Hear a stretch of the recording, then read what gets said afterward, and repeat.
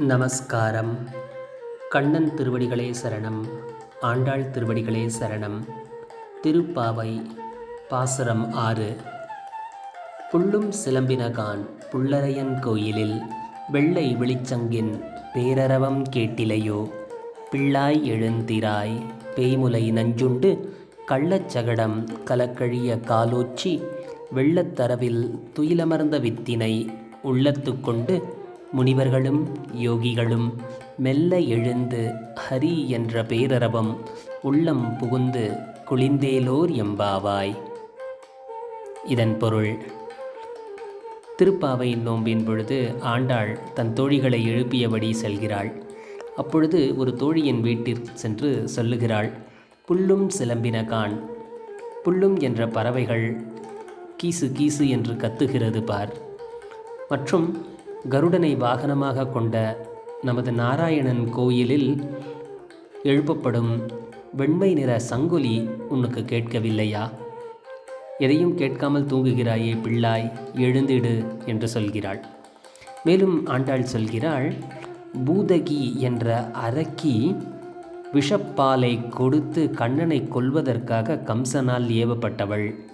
அவள் அங்கு வரும்பொழுது அவளை கண்ணன் வயலண்ட்டாக கொல்லாமல் அவளிடம் பாலை பருகி, பால் பருகிய பிறகு இரத்தத்தையும் அவள் உயிரையும் பருகி அவளுக்கு மோட்சத்தை அளித்தார். ஏன் மற்ற அரக்கர்களை அழித்ததைப் போல் அவளிடம் ஏன் வன்முறையாக அவளை அடித்து கொல்லவில்லை? ஏனென்றால் விஷமே தடவி கொடுத்தாலும் அவள் ஒரு தாயாக மாறி அவனுக்கு பால் கொடுத்து விட்டாள். அதற்கு செய்த பரிகாரத்தை, அவருக்கு செய்த அந்த பரோபகாரத்தை பாருங்கள். கண்ணன் அவளுக்கு அவள் அந்த பேயான, அவள் அரக்கியான பிறப்பிலிருந்து அவளுக்கு விமோச்சனத்தை கொடுக்கின்றார். அதை எடுத்து காட்டுகிறாள் ஆண்டாள். மற்றும் கள்ளச்சகடம் கலக்கழிய காலோச்சி. சகடன் என்ற அசுரன் ஒரு சர்க்கர உருவில் வரும்பொழுது அதை காலாலே அழித்து அந்த அரக்கனை கொல்லுகிறார் கண்ணன். இப்படிப்பட்ட அந்த வெண்மை நிற பார்க்கடலில் துயிலும் நாராயணனை நாம் உள்ளத்தில் கொண்டு அந்த ஆயர்பாடியின் அருகில் உள்ள கோயிலில் உள்ள முனிவர்களும் யோகிகளும் ஹரி ஹரி என்ற பக்தி பரவசத்தில் கூக்குரல் இடுகிறார்கள். இதுவுமா உனக்கு கேட்கவில்லை என்று ஆண்டாள் சொல்லி எழுப்புகிறாள் தோழியை.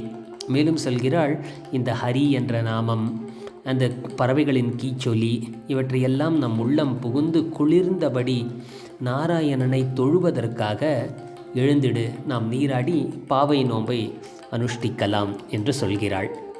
இந்த பாடலை மீண்டும் ஒருமுறை சொல்கிறேன். புல்லும் சிலம்பினகான் புள்ளரையன் கோயிலில் வெள்ளை வெளிச்சங்கின் பேரரவம் கேட்டிலையோ, பிள்ளாய் எழுந்திராய் பேய்முலை நஞ்சுண்டு கள்ளச்சகடம் கலக்கழிய காலோச்சி வெள்ளத்தரவியில் துயிலமர்ந்த வித்தினை உள்ளத்து கொண்டு முனிவர்களும் யோகிகளும் மெல்ல எழுந்து ஹரி என்ற பேரரவம் உள்ளம் புகுந்து குளிந்தேலோர் எம்பாவாய்.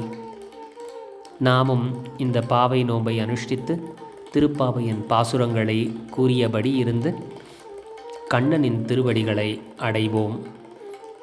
மேலும் இந்த பாடல் 2 முறை நாம் வாசிக்க வேண்டும்.